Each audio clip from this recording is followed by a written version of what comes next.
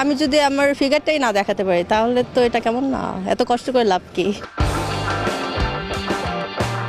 Celebrity cricket লিগের নামে এই কেমন অশ্লীলতা! 22 গজের এই মাঠে যেন ব্যাট বলের চেয়ে শরীর দেখাতেই ব্যস্ত সেলিব্রিটিরা।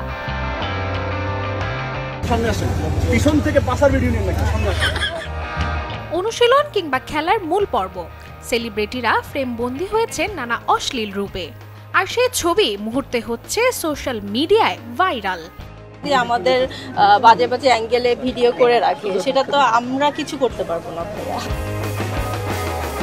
এর মধ্যে হলো এক দুঃসংবাদ, সেলিব্রিটি ক্রিকেট লিগে অশ্লীলতা ছড়ানোর অভিযোগে 9 জনকে পাঠানো হয়েছে লিগ্যাল নোটিশ। এই তালিকার প্রথমেই উঠে এসেছে ডিরেক্টর প্রবীর রায় চৌধুরীর নাম। এছাড়া আরও রয়েছে নির্মাতা গিয়াসউদ্দিন সেলিম, তানিম রহমান অংশু, অভিনেত্রী মারিয়া মিম, সিনথিয়া ইয়াসমিন, কিয়া পায়েল, মারুফা আক্তার জামান, মডেল শাম্মী ইসলাম নীলা ও আলিশার নামও। লিগ্যাল নোটিসে বাংলাদেশ সুপ্রিম কোর্টের আইনজীবী মোহাম্মদ জাকির হোসেন বলেন, সব বয়সী মানুষ যে খেলা দেখে সে খেলায় এমন অশ্লীলতা কোনোভাবেই গ্রহণযোগ্য নয়। এই সেলিব্রিটি ক্রিকেট লিগ 2025 নামে যে অশ্লীলতা ছড়িয়ে পড়ছে, সেই ক্ষেত্রে কিন্তু আমরা পারিবারিকভাবে ক্রিকেটটা দেখতে পাচ্ছি না, এবং কি ক্রিকেটের কিন্তু মান ইজ্জত নষ্ট হচ্ছে।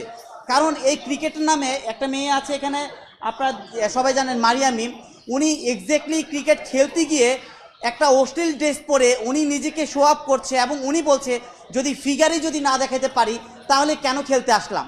তা মানে তাদের কিন্তু খেলাটা মূল উদ্দেশ্য নয়, তাদের মূল উদ্দেশ্য হলো যে তাদের ফিগার দেখানো এবং কি বিভিন্ন খারাপ যে নোংরামি ছড়ানো সেটা। কিন্তু আমরা চাই বাংলাদেশে যেন ক্রিকেটের নামে কোনো ধরনের অশ্লীলতা না ছড়ায়, এবং এই ক্রিকেটের নামে যেন কেউ কাউকে ক্রিকেটকে কলঙ্কিত না করে।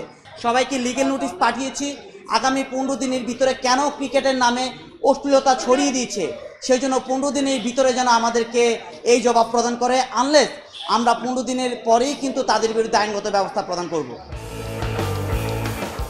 শুধু অশ্লীলতা নয়, সেলিব্রিটি চ্যাম্পিয়ন্স ট্রফির সংবাদ সংগ্রহ করতে গিয়ে নানা ভোগান্তিতে পড়তে হয়েছে সাংবাদিকদেরও।